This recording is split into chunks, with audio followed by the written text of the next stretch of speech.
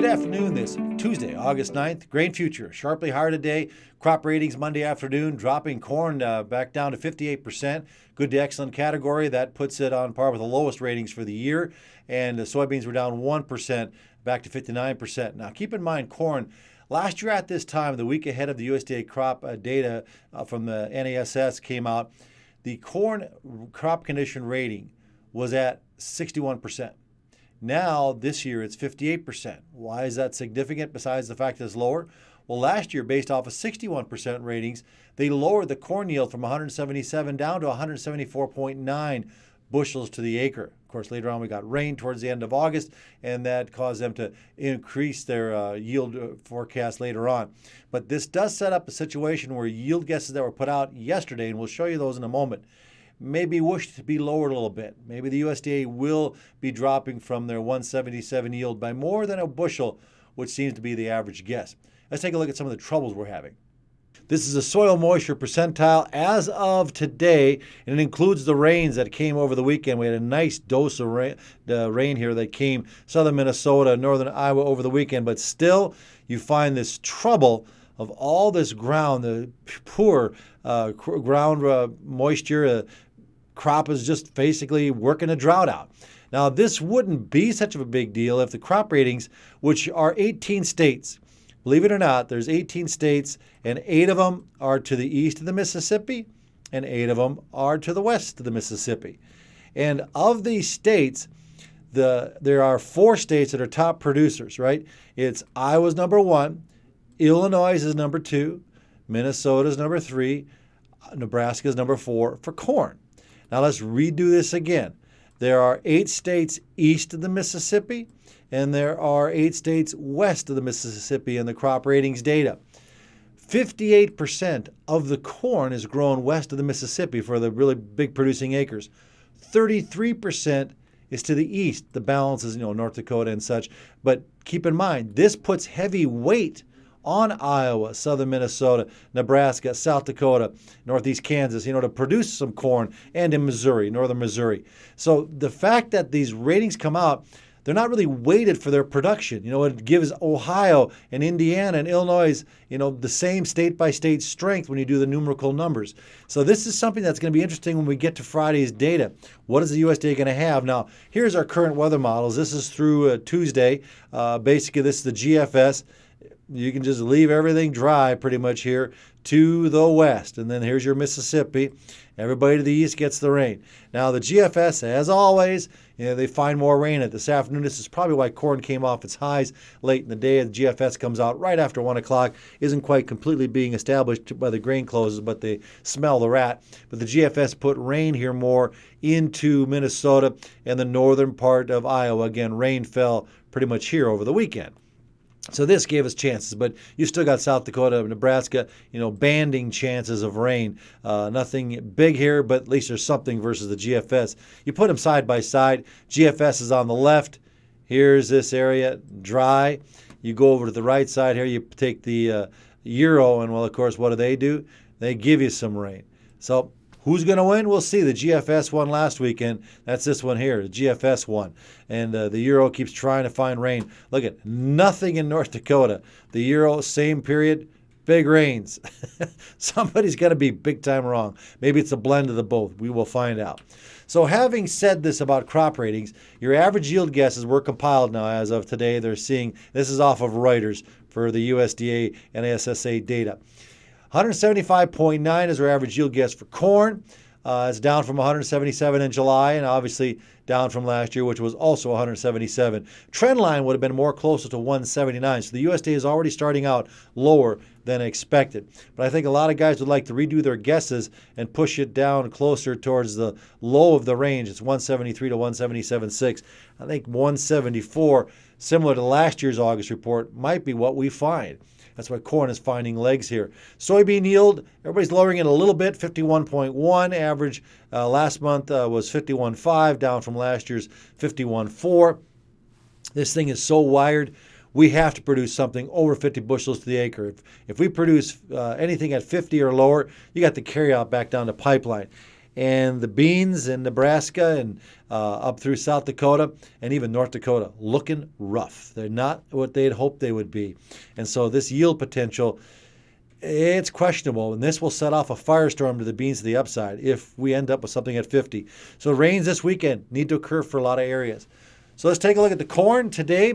Overnight, challenging the 200-day moving average. That's the purple line here, and retreating into the close. Interesting intraday. There was a hard break intraday, and it looked like it was going to recover and go after it, but it did give up. As long as this gap stays open, basically holding over 610, corn remains bullish, very short term, but today's close, retreating from the 200-day moving average, was pretty sour. But we still think we're seeing a recovery rally. This is the corn daily continuation chart. This is your September corn. We projected a low would occur probably around 566, the 78% retracement, actual low 561. We had our initial bounce, recovery, setback, and now we're trying another run again. And we do think on this December corn chart, we're going to see a further leg advance here. If this is a bear market, I'm not a bear, but this is how the bears are counting it. You got 1, 2, 3, 4, 5 waves down. So it's 5 waves down, it's a bear market. I don't know if this really was supposed to happen or was it a joke, and so it created a bear map, but we're going to go with the bear anyway. So we had our initial A wave up just shy of that green line, above the 200 moving average. The green line, by the way, is a 44-period moving average. Some people use 50 days. I like how the 44 kind of times out with stuff in here. But anyway, we had this initial run to the upside, subsequent pullback, leaving the gap open on the charts. That's significant, just like today if we can leave gaps open.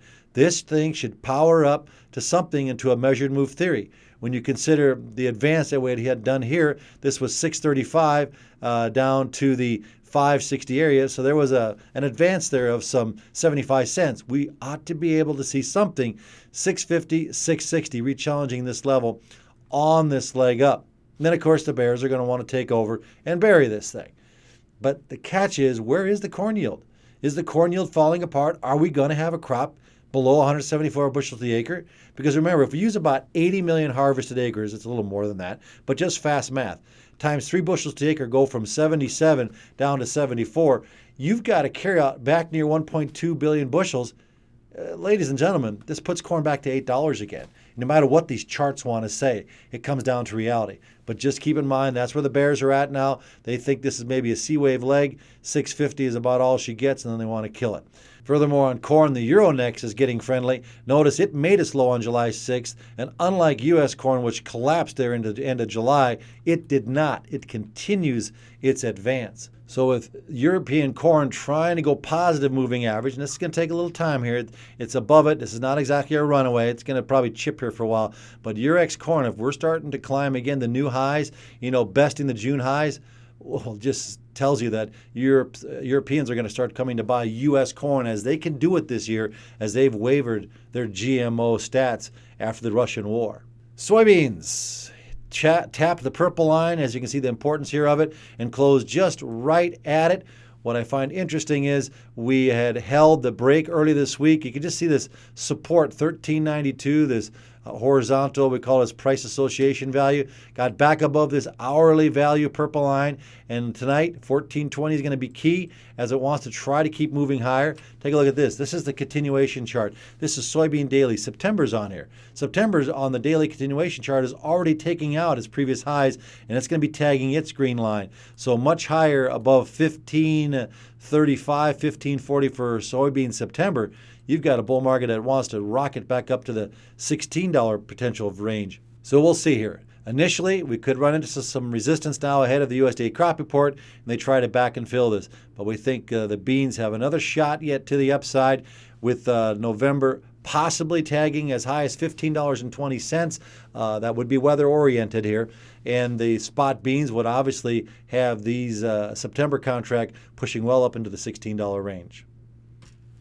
Looking at the cattle, just something I want to show you. They have been advancing through their breakout, but they might be due for a correction. If you take a look and do a measured move, Here is one leg. Let's move that bar over to here. Notice how it matches the high just made. Also, you can just see the resistance right across the top here. So December cattle may be in a stall factor. Look out.